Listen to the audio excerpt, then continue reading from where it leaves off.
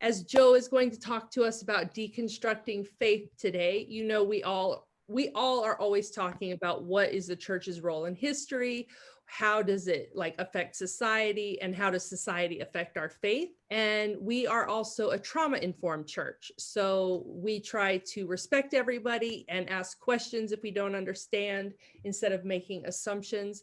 And we try to create a safe space where everybody feels that they can either not speak and not show their face or speak and show their face as they feel led. So that being said, everyone, this is Joe Luehmann, and she is in Southern California, and she is an awesome person that I follow on Twitter because she is always talking about deconstructing faith. And you know, the conversations that we have that are tough, she has them online, and she is brave and strong in the face of so many terrible people who just try to rip her apart and tell her she's not a Christian, but she stands firm in defining her own Christianity and not letting society tell her who she needs to be in God. And so I'm so excited for her to share her journey about deconstructing her faith. Thank you. Thank you so much. I love the questions and the talking to each other, and that makes me really happy. But my name is Joe Luehmann.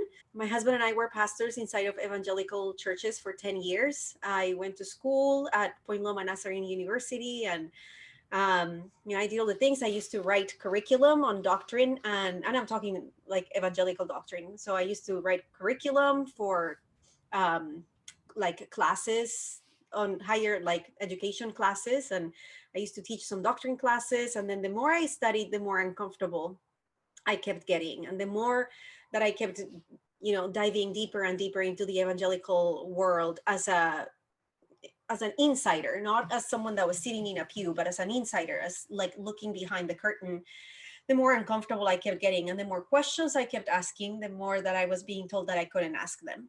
And so eventually we just got to this place where we realized we had two options: just stay and stop asking questions, which included, betraying ourselves, or leave. Like that was the only other option. And we decided to leave. And it came with a lot of trauma and a lot of pain and all the things that all of us have stories of. But it also came with a lot of opportunity for me to be able to start doing this. Now I could ask all the questions. Now I could figure out what it is that I believed and why I believed it. And that's the journey of deconstruction, right? That we go in, the journey of asking, why do I believe what I believe? And how can I land on answers that just are mine, but like they get to belong to me. And in that journey, I decided that I was going to study Genesis.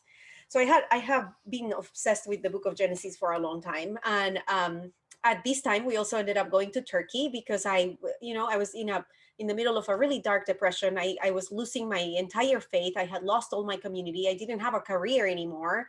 And I knew that I was never going to have a career inside the evangelical church with all the shifts on my faith that there was just no way.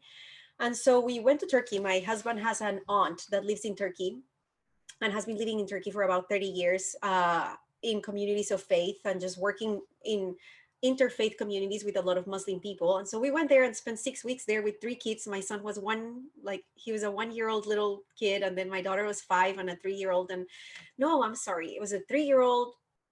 They were little. I mean, I don't remember exactly, but they were little. And we went to Turkey and spent 6 weeks, and we met so many beautiful Muslim people that opened their homes to us and talked to us about their faith, and their faith had so much depth and beauty, and it was so meaningful to them. And I remember being challenged with all the things that I had been told about Muslim people and Muslim countries. Even the fact that we were going to Turkey for 6 weeks, a lot of people were like, are you sure? Are you going to be safe? And mind you, I'm Colombian. I was born and raised in Colombia, and I had heard that about Colombia too. People saying like, did you feel safe growing up? I'm like, yep, as safe as I do in New York City. So I knew a lot of that was just biases that people had, but I realized when I got there that I had them too. And, meeting all these incredible people that, went above and beyond to make us feel at home, to make us feel like we belong to them. And that's the language that they use, like, you belong to us because we're siblings. To them, we were siblings regardless of our faith.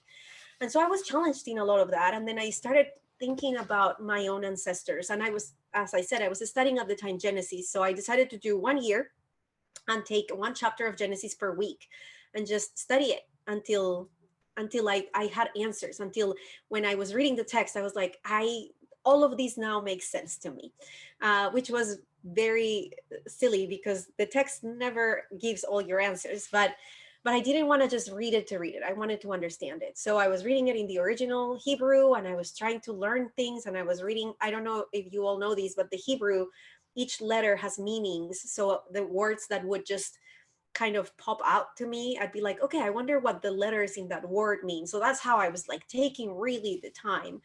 And then I got to Jacob, and it felt like Jacob's life. Well, I got to Abraham first, and then I freaked out. And then I got to Jacob, and then it felt like Jacob's entire story was kind of parallel to mine. Like all of these encounters and all of these things were happening in his life, where he continued to run away, where he continued to appease instead of just confront, until he has this dark night and he has to wrestle with God. And I felt like that was exactly what I was going through. It felt like the deconstruction and the losing of my career and losing of my faith was me being in a really dark place, just wrestling with God. And I was not going to let go until I got a new name. And I was not going to let go until I left with a limp, honestly, until I left a totally different person with a limp, with a new name, and knowing exactly who I was, knowing that I was no longer Jacob, a supplanter, but now that I was Israel, someone that wrestled with God. And I needed to wrestle until I found peace in, like this spiritual peace that I just couldn't explain, but I certainly didn't have. And so that was the whole journey of deconstructing and asking all the questions and giving myself permission to not betray myself anymore, and not giving to the cognitive dissonance that is required of you inside of, like narrow theology. And then I started studying about my ancestors, who are the Chibcha people of Colombia. And I started learning about their spiritual beliefs. And this came all from learning about Muslim people and realizing their faith is stunning. And I have learned so much from them. And then I thought, how much can I learn from everybody else then? And so I started learning about the Chibcha people. And there were so many beautiful beliefs about everything, about life and about community and about being with one another and about marriage. Well, they didn't call it marriage, but about relationships and parenting, and how they were very committed to communal parenting and not the individualistic parenting that we have now in the West. And I kept thinking, why was I robbed of all of these? These should have been passed down to me. And instead I was robbed of all of it. And it's not fair. And so I went on a journey of reclaiming. And people ask me why, a lot of what they call traditional, which, what does that mean? Traditional beliefs of Christianity, I don't align with. So for instance, I don't believe in God as a being. I believe in God as a mystery, as an embodiment, as beauty, as love, as the embodiment of love. That's God. I believe that each one of us holds God within us. And so people tell me, well, you're basically an atheist. Not really. I actually think that all of these conversations have been had by Christians for all of, the last 2 millennia. And it's just that the people that have the most power have the loudest voices. And so we've said, oh yeah, that's what they said is what it is. So I started merging all of these beliefs that I was trying to reclaim from indigenous ancestors, and merging them with a lot of the beauty that I find in Christianity, a lot of the beauty that I find in the Christ and in Jesus. And I started studying then the Gospels, and Greek is so hard. Hebrew is a lot easier for me. And I was struggling, and still do struggle through the Greek, but just seeing how all these words that I was given do not really mean what I was told they mean. And also there was enough room for me to say, well, what if it's this? What if it doesn't have to look exactly like we were told it has to look like? But what if we start looking at it from a different lens, and I get to merge the things that I'm reclaiming from my family and from my ancestors, and I get to merge them with all of this beauty from Christianity that also belongs to me. And so that's what I started doing. And that was the journey of decolonizing, because while deconstruction is, asking all the questions that we need to ask, the journey of decolonizing is divesting from systems of oppression. And to me, that's exactly what Jesus was doing, right? He was coming in and inviting people to say, could it be that our faith is not supposed to be about all of these things that you think they are supposed to be? But could it be like, every time that he said, you've heard it said, but I say to you, you've heard it say, but I say to you. And just this invitation to continue to reframe and to continue to look at things from a different way. And this invitation to say, you know what, but at the end of the day, faith, our law is going to be summarized into these two simple commandments, and just summarizing everything and inviting people to have conversation, elevate the conversations, right? Like, we are not going to worry so much about tradition, but we're going to worry about people. We're not going to worry about following all these rules. Instead, we're going to say, what does it look like to show up for one another? What does it look like to, if you're hungry, I'm here. And if you're thirsty, I'm here. And if you're in prison, I'll be there. And so he starts inviting people to divest from oppression, because what they were expecting was this Messiah that was going to pull them out of the oppression of the Roman Empire. And instead he says, but the oppression is within you. So how am I going to pull you out of this, like, Roman oppression? If the oppression is within you, you'll carry it with you no matter where you go. So first, we're going to have to talk about, what does it look like to divest from oppression from within you, so that wherever you go and whatever you do, it is you who brings liberation. Because liberation is not coming from, it is coming from above, and it is coming from these systems of oppression. But unfortunately, it has been so embedded in each one of us that oppression is coming from within us too. And so the decolonizing of my faith became this journey of healing, and became this journey of embodying everything that I am supposed to embody. It became the journey of finding who I am, like finding truly the person that I was created to be. I remember when I was 3 years old when I started biting my nails. I remember the moment I had my 3rd birthday, and my mom wanted to throw this giant party, because I'm the oldest grandbaby of a very large family. My grandparents had 7 kids, and my on my mom's side, it's 7 kids. On my dad's side, it's 6. And then I was the oldest on both sides. And so, very exciting. I was turning 3. So they are throwing this giant party, and I cut my hair because I wanted to look beautiful. And I cut all of the front of my hair, all of it. And my mom was so mad at me. She just got so angry with me. And I remember the fear I felt that, she was so mad at me. And she was raising me. She was a 21-year-old woman that was raising her and my dad got married because they had sex and they were made to get married. And so these 2 young kids with no tools to be able to raise anybody, and trying to do the best that they could with the tools that they had. And so I remember feeling fear and feeling like I had disappointed her. And I started biting my nails, and I bit my nails for about 30 years. And I remember that I was decolonizing my faith, and I thought, I felt anxiety for 30 years, which means I do not know the person that I am without it. I've never met her, really. I haven't met the woman that I am without this anxiety and without this fear, and that's what systems of oppression do. Because my mom is doing that because she cares about what people think about her daughter, because then it will affect the way that people see her. And she's a good mom if her daughter doesn't have cut hair, when in reality none of that really matters. All of this is really white supremacist ideologies, that your kids have to be perfect and behave perfectly and all of these things, when what they have to be is healthy. And so we end up being shoved into all of these notions and ideas that we have to look a certain way and behave a certain way.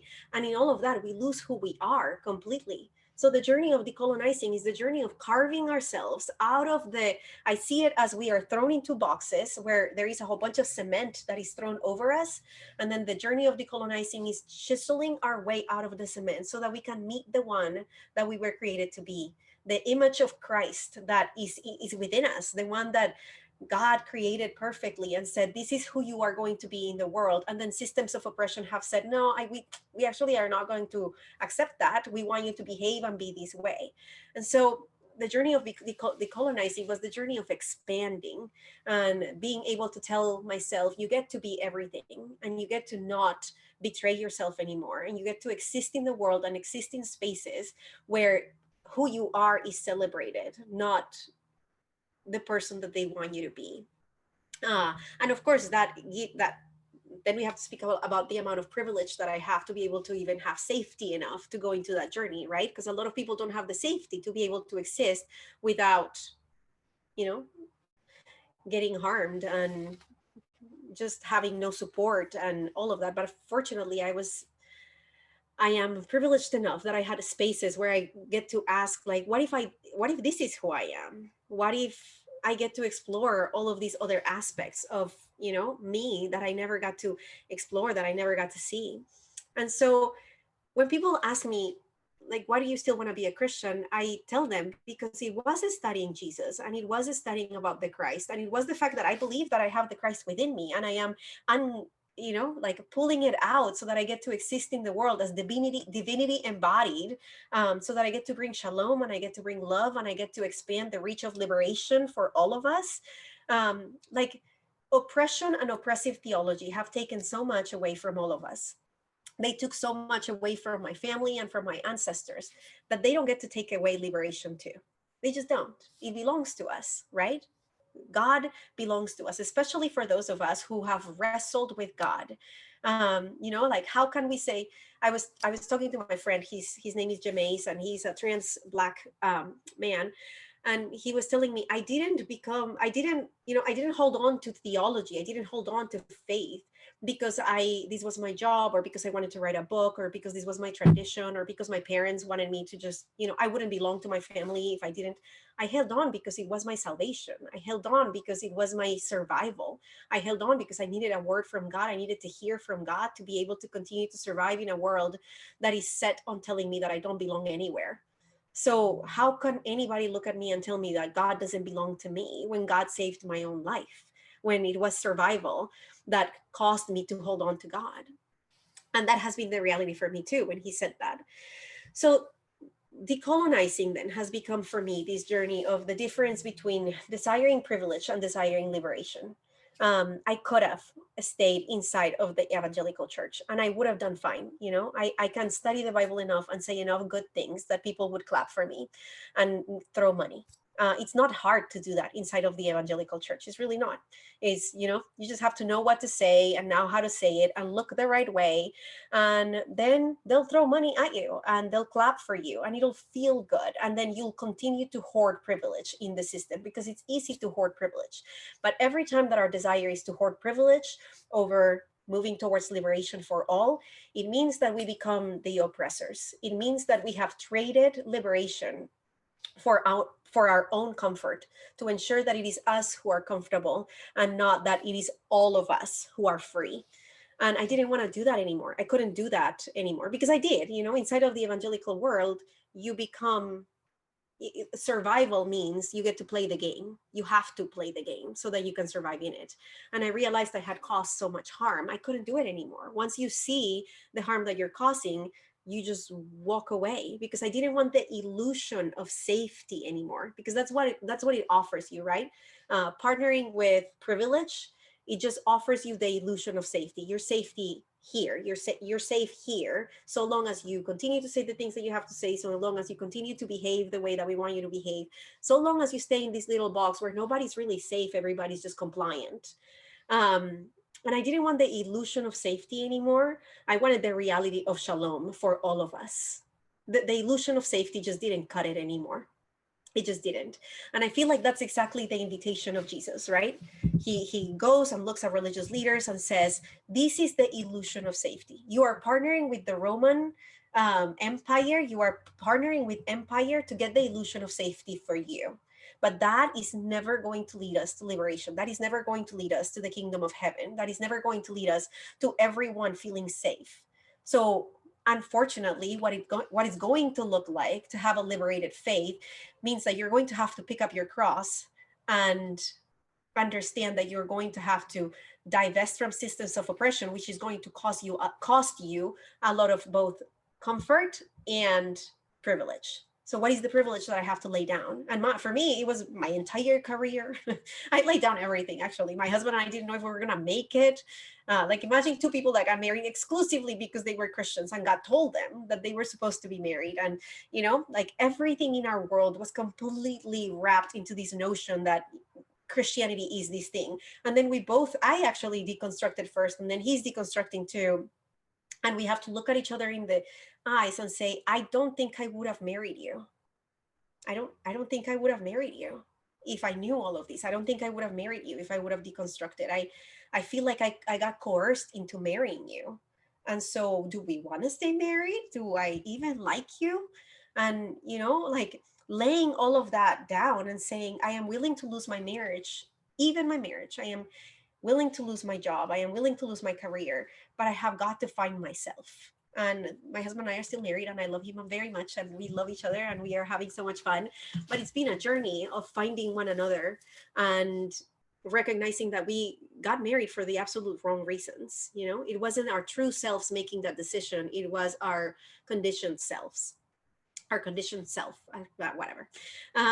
So that's the invitation of decolonizing. The invitation of decolonizing is the same invitation of picking up our cross, right? Of losing privilege for the sake of shalom, of what does it look like to accept the fact that there is a lot that I have and I'm going to lose a lot of comfort, but that's going to mean that the reach of safety is going to move further, because without safety, there is no healing, and without healing, there is no shalom.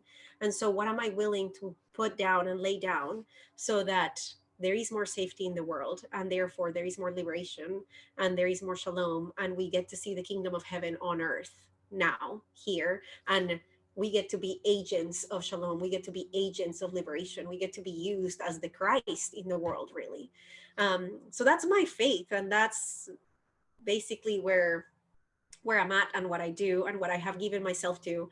Like, when like that saying, like all of your eggs. Okay, by the way, I butcher sayings all the time because I didn't grow up in this country, so I kind of butcher them all. So if I butcher them, you kind of know what I'm saying. But all of my eggs are in this basket, basically. Is that it? Whatever. Like all of them are in this basket. This has become my life. My life is liberation, and my life is the absolute hope that we can have shalom, that we can have heaven on earth. And the only reason I can assert that is because I have found some heaven on earth here first. So if it's possible for me, I know it can be possible for us together. That's it. That's what I have. Amazing. Yay. Thank you. So you fit with us so perfectly. I can't even tell you, because we're all on that journey too. And this is why we started this church, similar to how you and your partner started your church. And that is true. Like what you said about liberation being taking up the cross and also giving up privilege. I think that's the key. And that's why I wanted you to come and talk to our group too, so that people would have hope to know that it's not just us, and that there's people, you're in California and you're doing this, and there's people doing it in every place of the world and in the country, because liberation is absolutely the goal. So I just appreciate you so much. And I was raised evangelical too. So I'm in the Disciples of Christ now. So we have more freedom to actually ask the questions without, immediately getting fired. You may down the road get fired if you ask too many, but it's not quite the same. So I wanted to, that was amazing. And I wanted to open it up if anybody had any specific questions. I know it looked like I was texting, but I was taking notes. Oh, no, yeah. Because you were texting. The conversation was so rich that I had to take notes as it was going on, or I would forget all of this. That's me all the time. I take notes. Yeah. I have to, or I forget. Yeah. So absolutely. So before I talk about my notes, if anybody else would like to Jill, speak, you go right ahead. I think Jill popped up first. Yeah, I just had a quick question, and thank you for sharing your story. That was incredible and very brave. And so when you speak to being an agent, so today, did I hear correctly, you do have a church today, or are there other things that you're actively doing, now that you've somewhat gone through the deconstruction? I'm sure there's always more to be done, but what now is motivating you, and what are you doing as an agent of change? So a lot of the work that I do is online. We do have a church though. It's called the Living Room, and it's called the Living Room because that's all we care about, having living rooms where people are having conversations and feeling safe and existing together. So we have the living room, and we were meeting at our home once a month, and then the rest of the time was just online. But then the pandemic hit, and so it's just online. And I do a lot of work online too. So I have a lot of conversations on decolonizing parenting, and which is a lot of the work that I had to do. And what does it look like to raise children in a decolonized way and not harm them? And like, because I mean, if the only thing we do is heal ourselves so that the people that are in our immediate circle are not harmed by us, then we did it, right? We moved liberation further. Like, that's it. I don't want to have a million people. I want to make sure my children are decolonized beings. Like, that's, and by children I mean, my descendants, which is not necessarily just if you have biological children, but the people in your sphere, the people that are with you. So very, very intentional about that, which means my husband actually volunteers at the school as the coach.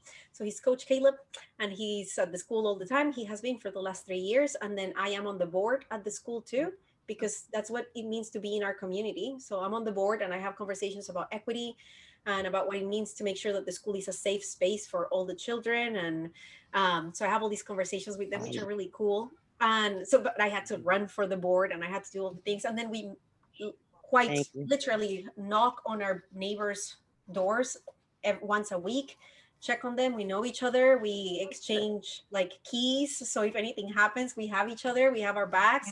We know what everybody needs. We are taking care of one another. Like, just being very intentional about the people that are in my life, the immediate people in my life, showing up for them. Like, and I couldn't do that when I was working for the church, because the church, the evangelical, big, large, kind of a spectacle is what I call it now. It takes so much work, and it takes so much time of you. But now I get to spend time with my family. So every Monday we go out and together, and on Fridays we have movie nights, and like, we show up to our neighbors. All of our neighbors know our kids, and it feels safe. And we are in the school, and we are everywhere that we just are there fully, completely. And we build. So you've built the community, kind of like what we're doing. You've built a community, whether it's by proximity, by being your neighbors, but also within your church. And one last question, I promise. What about your children? You do bring that up, your biological children. Has there been any impact? Because, your church and your philosophy being a little unorthodox, the way that we kind of are. Yeah, I don't have to worry about that. So I'm just curious about your biological children. Yeah. Well, my kids are really young. So we left the church 5 years ago. And when we left, we had 3, we have 4 now. But when we left, my oldest, she's 8. So she was 3, Okay. She was very young. So it made the transition a lot easier for all of them. Like, my baby, she's a 2-year-old. She's never been in the church. My son was in the church for, I think, a month, and then we left. So they are so young. It's made the whole thing a lot easier, for sure. And to them, church is the living room. People, the living room. Yeah. They are like, when are we having church? That means to them that people are coming over to have dinner and chat. Oh, okay. So that's church to them. They don't they don't think that we have to go to a building. Instead, they think our house is a church, which I love. Yeah. I love that too. Bonita, did you have a question before Thad asks his? No, let Thaddeus go. I'm mulling. Okay. So it's interesting to me that you just said that your children view the church as when folks are coming over, but then also the scripture speaks of the church as, or the house of God, not being made with hands, but us people as being the vessels that contain the Spirit. Mm-hmm.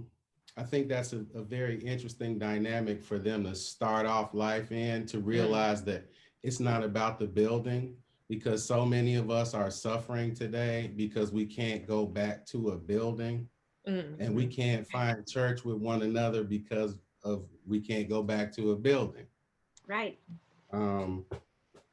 And so that thought leads me to your comment about the feelings of being robbed. And as a narrative concerned or focused person, I think about, why did you feel like you were robbed, and what was it that you felt like you were robbed of that was driving this rejection of the church? Yeah. Right? That was causing this lifelong anxiety that you spoke about. I mean, honestly, the main thing that I felt robbed from was the tradition and the beauty of and the depth of my ancestors' faith. Like our language, the Chibcha language is being rebuilt right now slowly, but for the most part, it's gone. It's gone. The demonizing of the indigenous people that I grew up with, which caused a lot of internalized self-hatred. Like the talk of, it was like, this is how I was raised. This is really common.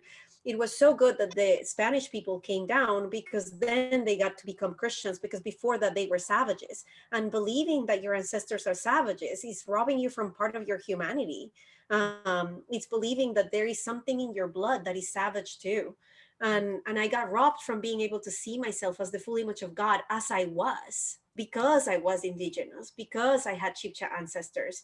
And my grandpa is a full-on like indigenous man. He grew up in the Andes mountains, like, and so he has all these things that he does that are just quirks that, like normal in where he grew up, and like he wears certain things, and we always made fun of him, and we just thought that he was just so uneducated. He wasn't. He was indigenous. And so it robbed me of being able to see the beauty in my people, and instead compare the beauty of my people to European standards, and seeing how it just kept falling short, and it kept falling short. And all of that caused a lot of internalized self-hatred, the belief that I wasn't good enough and I was never going to be good enough. And it wasn't until I recognized, like, this is all made up. This is not even real. And I am supposed to be this person. This is it. I'm beautiful and perfect and made in the image of God. So it was that, like, and I didn't know I had been robbed of all of that until I started decolonizing and recognized, oh, there were a lot of biases that were, kind of woven into my upbringing, and to the whole entire Colombian narrative, and the narrative everywhere really, about who we are as indigenous people, that has caused us to be so separated and so divorced from so many parts of ourselves. And it's that in that divorcing that I feel loss, that now I'm reclaiming. Yes. And so the last part of my question, you said so many interesting things, but the portion about the narrative, or the sort of constructed way of belief, the way of tradition, the way of living out your life, was sort of given to you, is what I'm hearing you say, from society. And I hear a lot of us and see a lot of us trying to sort of construct ourselves into a form that fits what society expects. And you mentioned the dissonance that it takes, or the tension that creates in the person when you live out a behavior, or you express a life that's not held in your heart. Mm-hmm. And so I thank you for, reconciling that, and bringing that, the conversation of self-reconciliation, which you spoke about, this willingness that you had to go not only after others, but after yourself first. Because once you go after yourself, you find that there's so much commonality in others, that then you have a place to sit and reason with them. Right. So yeah, that was great. So thank you for working to increase the safety in the world, so that we can get to that shalom. Yeah, thank you. And it was interesting that some of the stuff you were talking about, the spirit within, that is not unfamiliar to us, because we've been studying the Gnostic texts and early Gnostic Christianity, and we've been studying how the Gnostics, how their texts got hidden. and how they were hidden until 1945 because they were such a threat to Orthodox Christianity and the power structures and all of that came with it. So, that was really good to hear you say that, the Christ within, and that, we all have that divinity to share with the world. It makes me wonder too, how many things have been hidden, and how much wisdom and how much beauty. I mean, I think about women and queer people that were writing throughout the last 2000 years, and how much was oppression, because it's not people, it's oppression, right? It's systems of oppression, it's trauma, have robbed the world of just this incredible wisdom that that was speaking of divinity in different ways from marginalized corners. When people tell me there is Orthodox theology, I think it's really funny, because I'm like, there's been a lot of theology. A lot of theology. You can find quite literally anything. We just have to be able to have enough agency over our own faith to be able to say, this is me, this is my theology. Definitely. Good evening. Thank you. It may be, what is it? More like afternoon for you, but so much. Thank you. So glad that you're on that venture, and that it's not just us, but others trying to find a different space. But the one thing I struck me was that you wanted to find the Joe who was not anxious, right? Who was that person? And I think that's very brave. I think we're almost afraid to let go of those things, right? Because we don't know what we would be without them. And they give us a false sense of energy. Maybe it's the wrong energy, but it does that. And then as Thaddeus was talking and you were responding, I think, yes, the anxiety is a disconnect between what we've taught about what we've been taught as to what we should be doing, and those shoulds that keep running through our heads, and what God has made us to do, which, I'm learning more and more, is that have we taken care of the people around us, or the things, or the creatures, or the people who have been entrusted to us and put in our path. And one of the things I say to myself a lot, whenever I see myself worrying about something outside of my control, I go, God, remind me, look for what God has put directly in your path, and pay attention to that, Ellen, and not to these other things that are distractions and could have and would have's. But, so I appreciate what you're doing, and thanks for agreeing to talk with us. Thank you. Thank you so much. I have to practice, like I call it practicing mindfulness. And how if I start thinking about what's going to happen when my daughters graduate from high school, I don't know if we're going to make it there. Like, I don't know what's going to happen to the world. I don't know. So it's this like practicing of mindfulness and being like, no, be here and now. I don't want to miss out on my daughter right now because I'm worried about what's going to happen in 10 years or 5 or 6 months.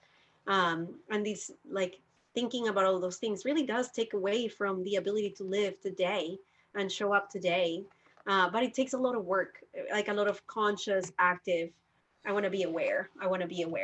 And I think that's the invitation of living,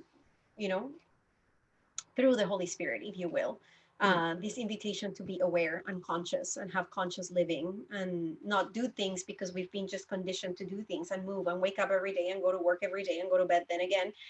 But instead say, no, I'm going to live my life conscious and awake, like fully awake. So when people talk about being born again, I think that's the invitation.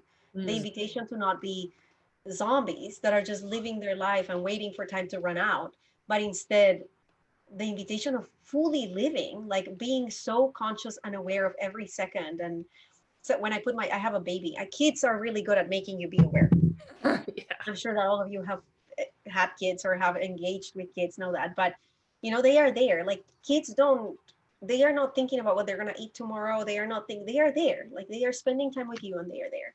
So when I put my 2-year-old to bed, we snuggle her to bed. She's probably never going to leave us. Like, this is what's happening. She was a surprise baby. And so we snuggle her, like I kind of snuggle her and put her to bed.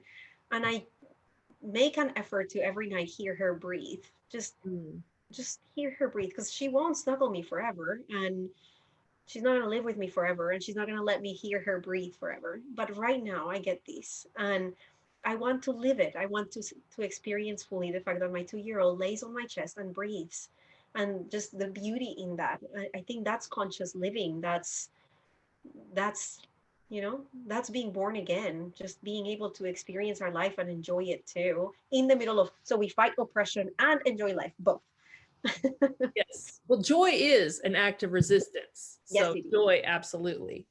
Yes. So, right, real Oh. quick, just can I say something real quick? Oh, yeah, go ahead. Somebody else have I something? think, Jody, did you have something you wanted to say too? I just wondered, when you get with your church, what does your church service look like? They look different every time. A lot of the conversations I do have online is just me talking about a topic and then people asking questions. So kind of what we're doing right now when we do it online, it is, and usually they, like we agree on the topic ahead of time and then we talk. So this month we were talking about Satan, and I share all of these conversations online too with, on my platforms. So this month we were talking about Satan and spirits and what does it look like, and deconstructing all of these notions of Satan. So they are a little bit of more like serious conversations. Last month we were talking about salvation and atonement, and next month we're going to talk about soul ties and sexuality, and because it's February, so it felt appropriate. Right. And what it looked like to have, healthy relationships and healthy sexuality, and not have narrow ideas of, um, like marriage is supposed to look this way. So we, once a month, we have this one serious conversation. But then when we would gather here at home to eat, we eat and we just enjoy one another, and we just talk and laugh and play games and celebrate. We talk a lot about celebrating, like, because we know what's happening in people's lives. So we celebrate milestones, and we haven't been able to do that with the pandemic, but we still kind of try to celebrate. So we send kind of meals through Uber or whatever we get to do to show up. So they look different, but the online conversations once a month are a little bit more on deconstructing certain ideas and topics that are heavy and that have caused a lot of trauma for people more than anything. So that they are able to find freedom and be like, oh, I had no idea that, for instance, the notion of Satan wasn't developed, but until much, much later. And like, as an embodiment of evil, like as a being that is a celestial being that is an embodiment of evil. For people to be able to know historically how that was developed, it brings freedom, because then you don't have to be afraid of this thing anymore. It's constructed.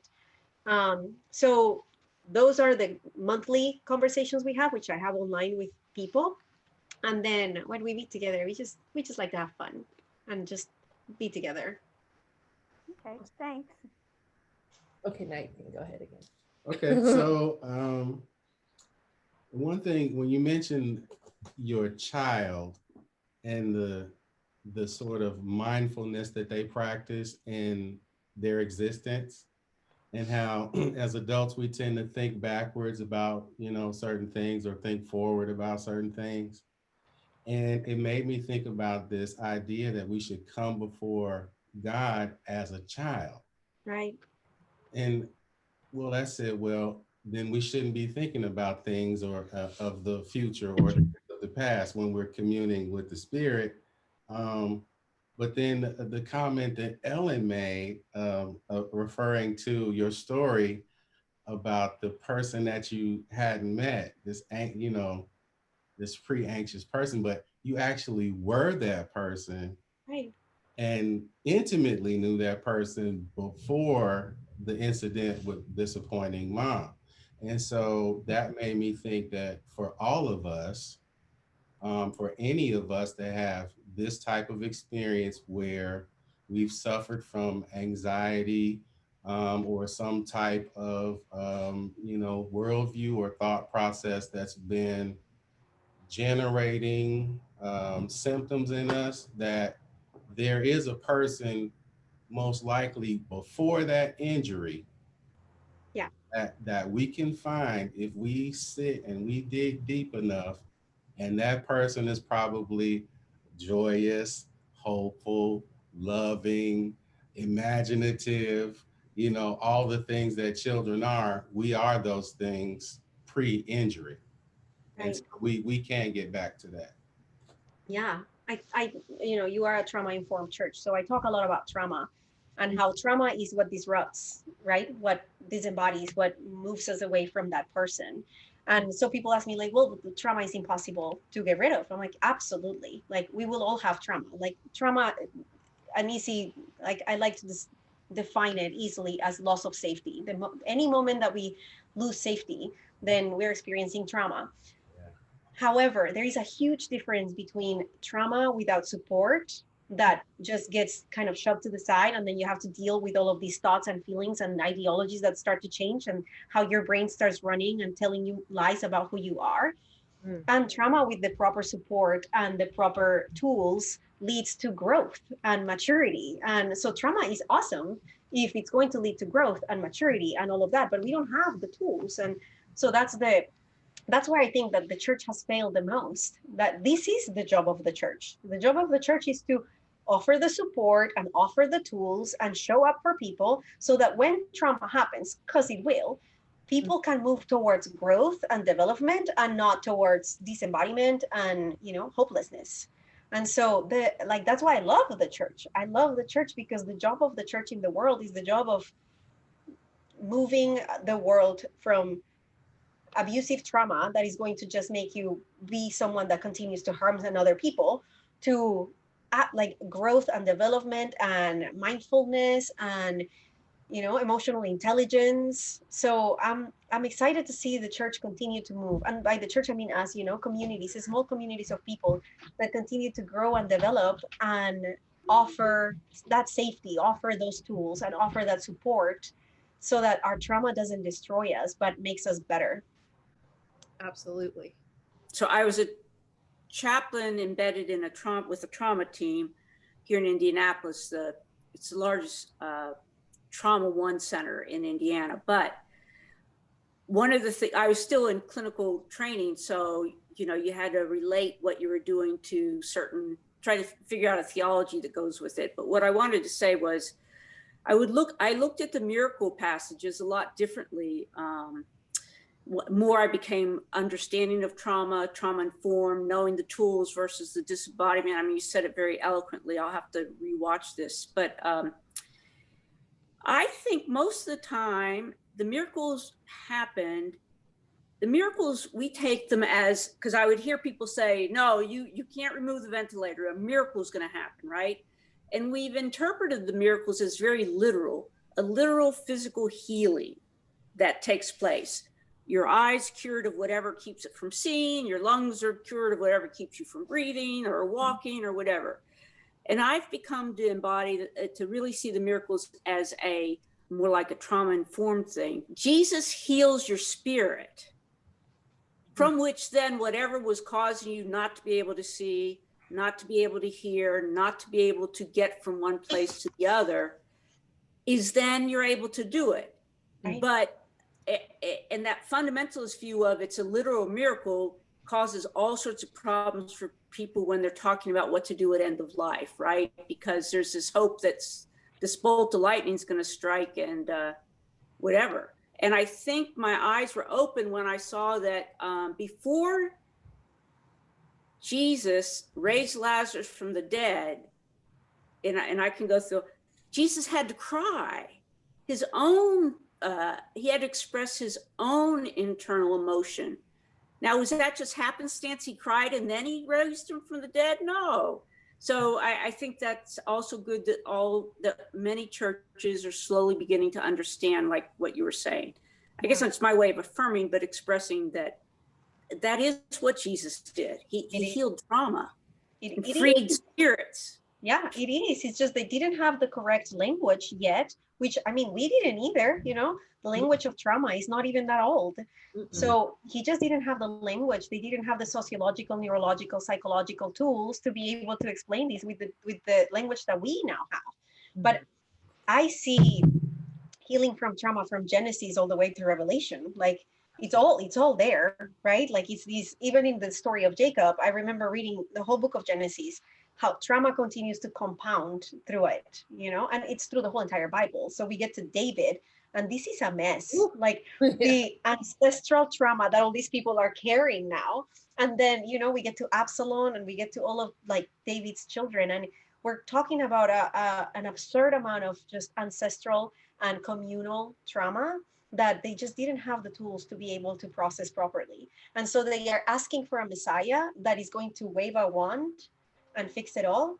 And Jesus comes and goes, nope, it's going to be your work. Like, this is something that you're going to have to do. The healing from the trauma is going to be you. And then it shifts everything, right? Because he says, I have to go so that you become.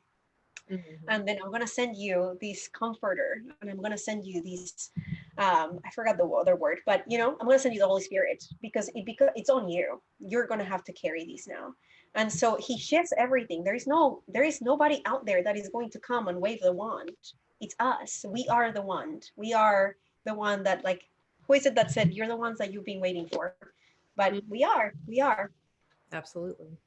Yeah, I love that it is becoming more common to do trauma, because one of the things I studied in Trauma Informed, Judith Herman, she's been around for a long time, and she talks about the 3 stages, safety and being able to face the issues, work through the issues, but relational healing is the 3rd stage of trauma.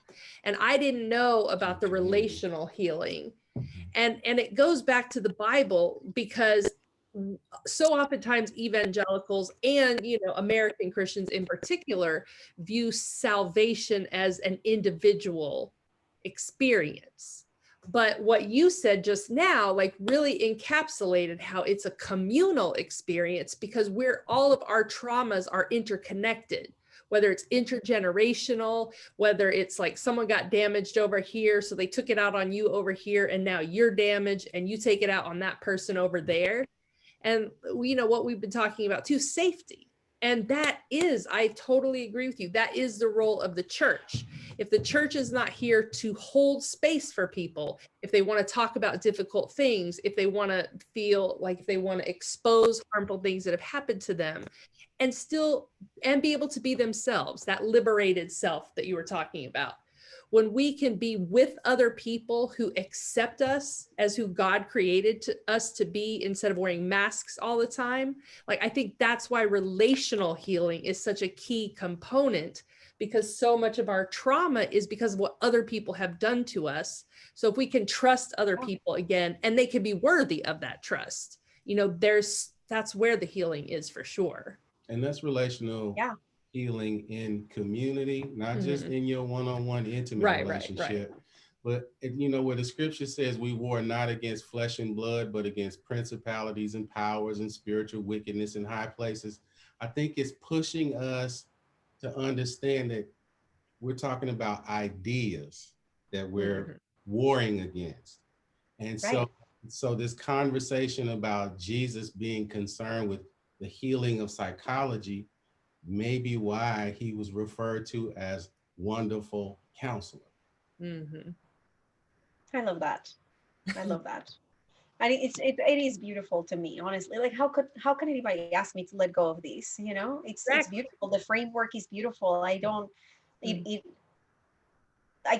have better language to even explain the move to liberation and the move to letting go of trauma together, collaboratively. And we're talking about then indigenous wisdom, because Jesus was an indigenous man. He was a native man. So we're talking about just reclaiming that indigenous wisdom that was demonized so much by systems of oppression and the empire. So it's exciting to know that even in the reclaiming of a Middle Eastern is not the right word, but a Jewish man of the 1st century, even in the reclaiming of that, we're also reclaiming our indigenous roots, because it's part of us now, after 2,000 years of madness. Right. I saw, did someone come off of mute and want to say something? I did. Whitney? Okay, go ahead. Go ahead. I just want to start by saying, Joe, that I have been your groupie unofficially and probably officially for a while. So I follow basically anything that I know that you may have a sprinkle of influence on, and I'm willing to admit that. And I told myself that I would have 5,000 questions for you, and then here I am.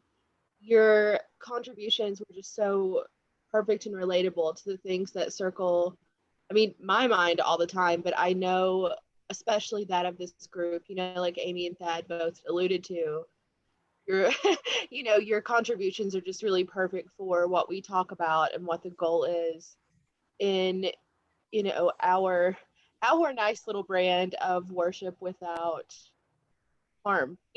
How can we have a relationship without demeaning and destroying others, which should not be as unpopular as it is, but here we are.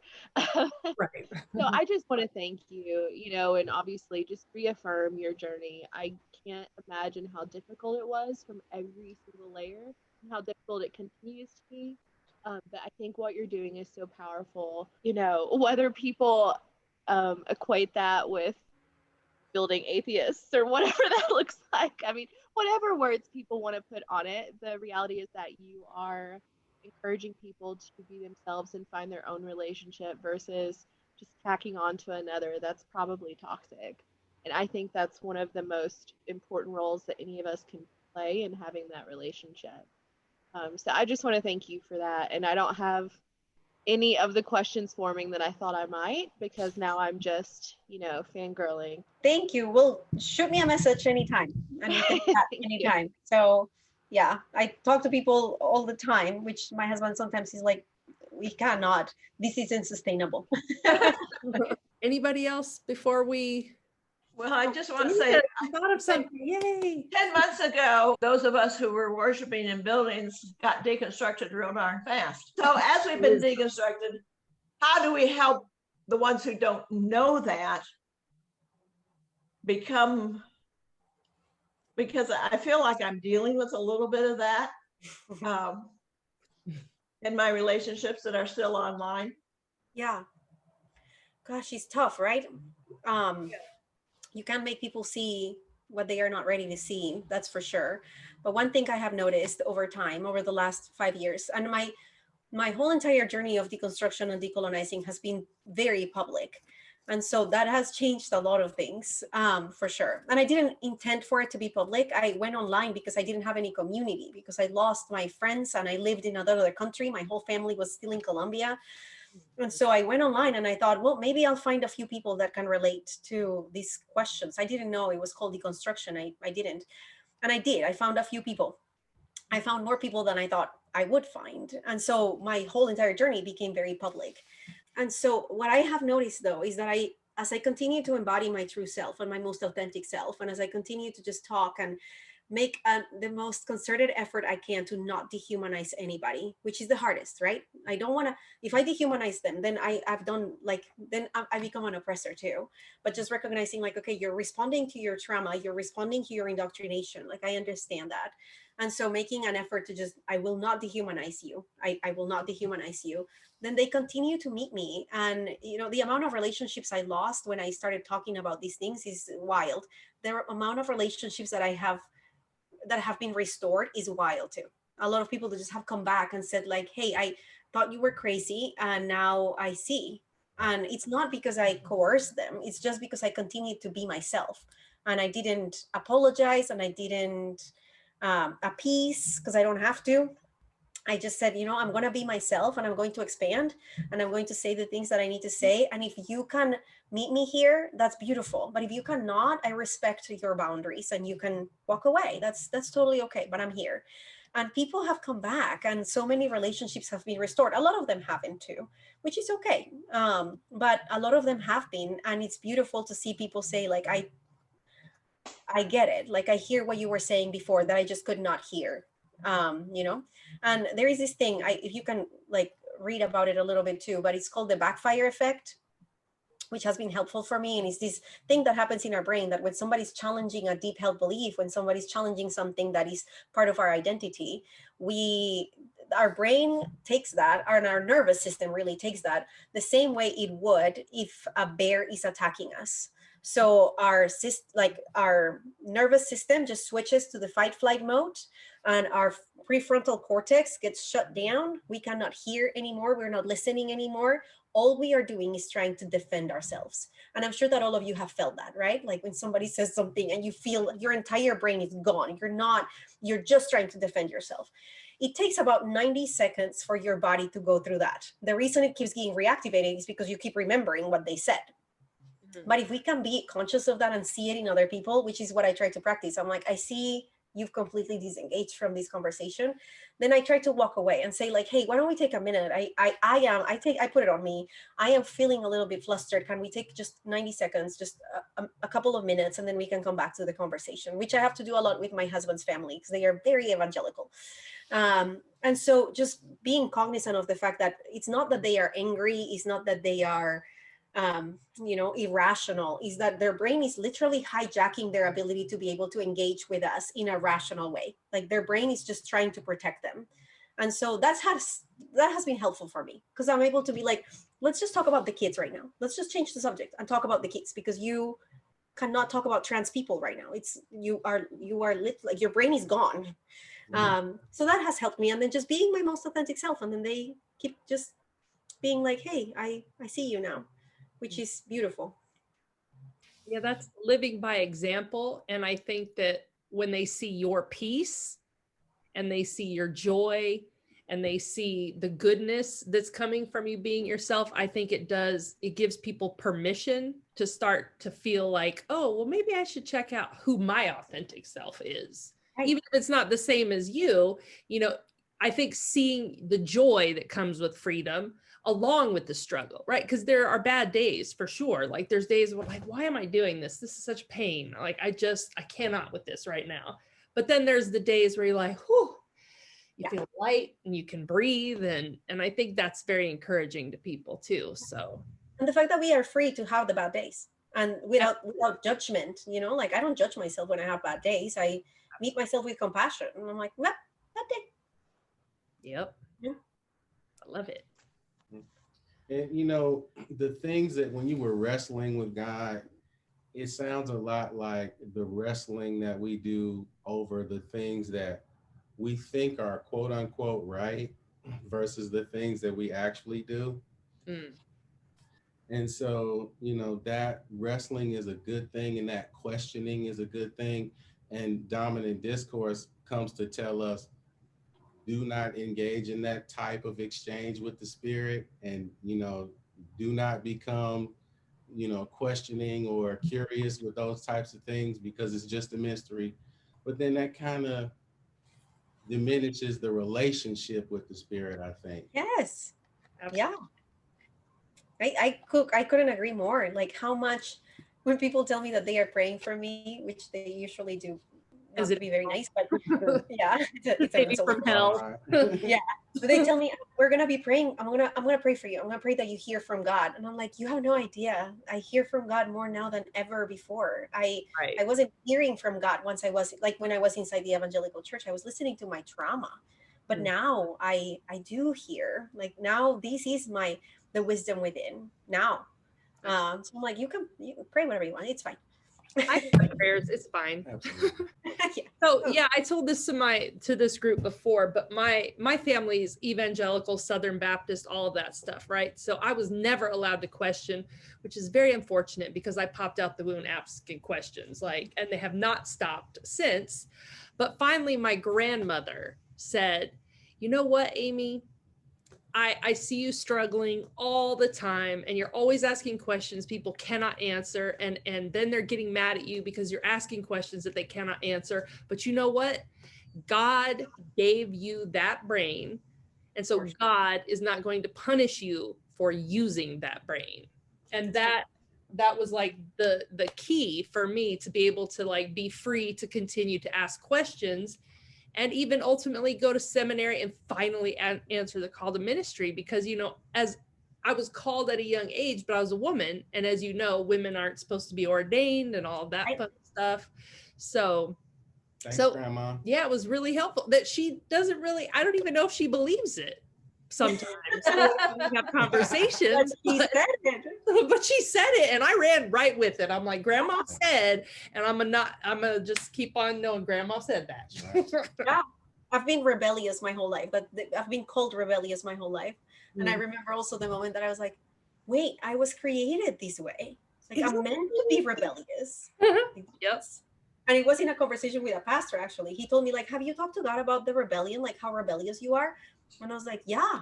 And he goes, what did God say? And I was like, he made me that way. This is who I am. I will continue to rebel against things that we should be rebelling against. So like feeling that freedom to be the things that we were told we're not allowed to be is beautiful. Absolutely. I am going to close us out in prayer then. So will you join with me in prayer? Holy Mother, Father, God, we thank you for your mystery, and we thank you for connections that we are able to make with people across the country, and through technology and the relationships that we're able to build together. And I just thank you for the ability for all of us to see your Holy Spirit moving in different communities and bringing us all to a place of healing and a place of liberation and a place of freedom. So God, as we go into this week, please bless every single person on this call and give extra special blessing to Jo as she navigates the children and the education and the COVID times, and just let us all feel your peace and your joy and your love, and help us just be examples of that love to those we encounter. In your holy name we pray. Amen.